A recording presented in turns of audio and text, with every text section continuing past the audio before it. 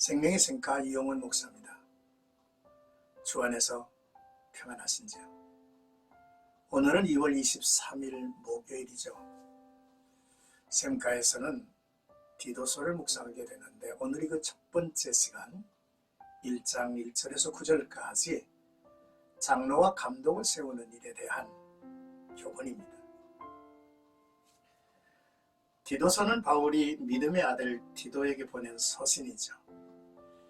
그레데 섬의 교회들을 감독하는 디도에게 장로 임명에 관한 교훈, 성도 양육에 대한 교훈, 성도의 대인관계에 대한 교훈을 말씀하고 있습니다.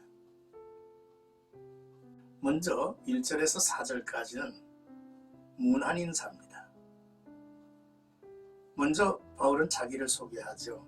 하나님의 종이요 예수 그리스도의 사도인 나 바울이라고 말했습니다. 사도의 권위, 직분의 권위가 하나님에게로부터이며 하나님이 바울에게 맡기신 것이라 말씀합니다. 우리가 받을 교훈은 분명하죠. 직분을 명하는 자나 받는 자가 알아야 할 것은 직분이 특정한 사람이 임의로 주는 것이 아니라는 점입니다. 혹여 내가 세운 장로인데 내 힘으로 받은 직분인데 라는 생각을 갖는다면 잘못입니다. 바울이 사도된 목적을 말하고 있습니다.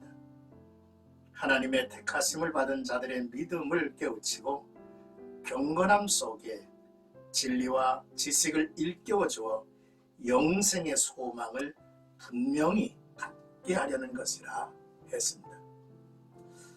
이 영원한 생명은 거짓이 없으신 하나님께서 영원 전부터 약속하여 주신 것이라 했죠. 하나님께서는 당신이 약속하신 이 말씀을 자기의 때가 되었을 때에 자기의 말씀을 전도로 드러내셨다 했습니다. 바울은 우리의 구주이신 하나님의 명령을 따라 바로 이 전도의 임무를 맡았다고 말하고 있죠. 그렇습니다. 영생은 바울의 소망이며 모든 인류의 소망입니다. 놀라운 것은 이 영생이 모든 창조 이전부터 영원하신 하나님의 마음에 담겨진 것으로 우리는 영생의 소망이 진실됨과 약속이 된 것임을 믿게 됐다는 것입니다. 이 영생의 약속이 결정적 시점에 이르자 자기의 때, 자기의 말씀, 그것을 전도하는 직분을 바울에게 주셨고 바울이 그 사명을 맡은 것이라고 말씀하죠. 바울은 고린도에 보낸 서신에서 십자가의 도가 멸망하는 자들에게는 미련한 것이요 구원을 받은 우리에게는 하나님의 능력이라 했습니다. 기록된 바 내가 지혜 있는 자들의 지혜를 멸하고 총명한 자들의 총명을 폐하리라 하셨으니 지혜 있는 자가 어디 있느냐, 선비가 어디 있느냐, 이 세대의 변론자가 어디 있느냐. 하나님께서 이 세상의 지혜를 미련하게 하신 것이 아니냐. 하나님의 지혜에 있어서는 이 세상이 자기 지혜로 하나님을 알지 못하므로 하나님께서 전도의 미련한 것으로 믿는 자들을 구원하시기를 기뻐하셨도다 라고 했습니다. 전도에 미련한 것으로 믿는 자들을 구원하시기를 기뻐하셨다는 것이죠. 이제 바울은 자기 소개를 마치고 수신자를 소개하는데 같은 믿음을 따라 나의 참 아들 된 디도에게 편지를 한다 했습니다. 같은 믿음은 바울과 동일한 믿음을 말하기도 하고 모든 그리스도인들이 가지고 있는 신앙 고백을 말하기도 합니다. 참 아들 디도는 사도행전에는 뚜렷하게 소개되고 있지 않지만 고린도후서, 갈라디아서, 디모데후서 등 12번 언급이 된 인물이기도 하죠. 육신의 자녀가 아닌 영원한 믿음의 자녀를 많이 둘 수 있어야 합니다. 바로 전도의 열매이고 하나님 앞에서는 상급이고 기쁨이 될 것입니다. 그리고 바울은 수신자에게 사랑으로 축복합니다. 하나님 아버지와 우리 구주 예수 그리스도께서 내려주시는 은혜와 평강 그대에게 있기를 원한다 했습니다. 은혜는 물의 원천이며 평강은 이 수원으로부터 흘러나오는 물줄기라고 말할 수 있죠. 이제 5절에서 9절까지는 디도를 그레데에 남겨둔 이유에 대한 말씀입니다. 바울이 디도를 그레데에 남겨둔 두어 가지 이유가 있습니다. 첫째는 남은 일을 정리하라는 것인데요.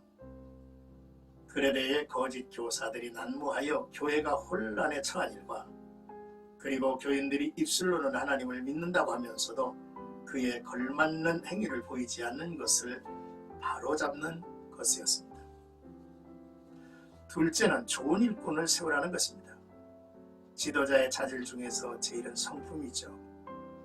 지도자의 모범적인 가정생활과 사회생활은 그의 사역을 돕는 힘이 될 것이고 그의 직분을 보증해 줄 것입니다.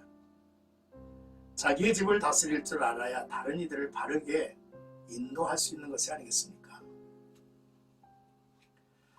그리고 감독은 하나님의 청지기로서 책망할 것이 없어야 하고 제 고집대로 하지 아니하며 급히 분내지 아니하며 술을 즐기지 아니하며 구타하지 아니하며 더러운 이득을 탐하지 아니하며 오직 나그네를 대접하며 선행을 좋아하며 신중하며 의로우며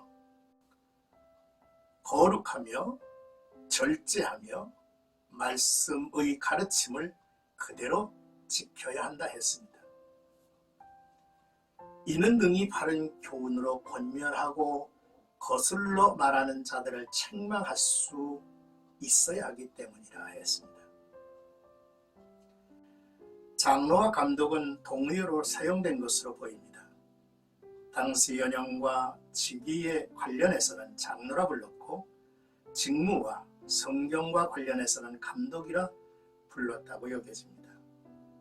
오늘 교회에서는 당회 중심의 지도자들을 칭할 것입니다. 그러나 모든 직분자들의 자격 기준으로 보아야겠죠. 그렇습니다. 교회의 지도자의 성품은 책망과 비난받을 일이 없어야 하죠. 안일과 쾌락에 이끌려 살아서 안 되고요. 자기의 감정을 다스릴 줄 모르면 안 됩니다. 술 취하지 말아야 하죠. 탐욕을 품지 말아야 할 것입니다. 또한 교회의 지도자들은 대접할 줄 모르고 인색한 자들은 안 되죠. 선행을 사랑하며 즐겨야 합니다.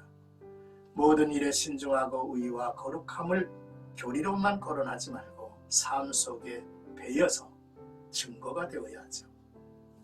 모든 정욕을 절제하고 통제할 줄 알아야겠다는 말씀입니다. 사랑하는 생각하시고 여러분, 오늘 우리가 머물고 있는 교회는 행정 담당 장로가 아니라 높은 인격과 사랑으로 성도를 보살피는 사역 담당 장로들이 많았으면 좋겠습니다. 진리 안에 행함으로 그에 대한 개인적인 확신, 가르침의 은사, 확신에 찬 강한 설득력이 있는 지도자가 교회마다 많이 세워져야겠다는 말씀이죠. 오늘도 나와 여러분들이 주님 앞에서 또 모든 성도들 가운데서 하나님이 부르고 세운 지도력을 가지고 섬기는 귀한 일꾼들이 되기를 주님의 이름으로 축복합니다.